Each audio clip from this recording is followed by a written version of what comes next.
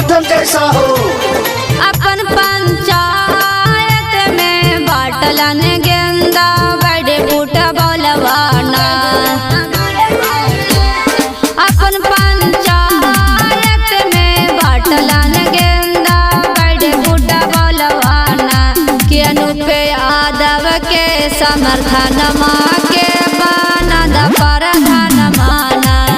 अनूप यादव के समर्थन माँ के बनद प्रधान माना। दसारी पंचायत की नारा है अनूप यादव के समर्थन सहारा है। अनूप यादव के समर्थन जिंदाबाद जिंदाबाद जिंदाबाद। नहीं हाथी घूसखोर नहीं चोर बे मन माना। नहीं हाथी घूसखोर नहीं चोर बे मन माना कि संतोष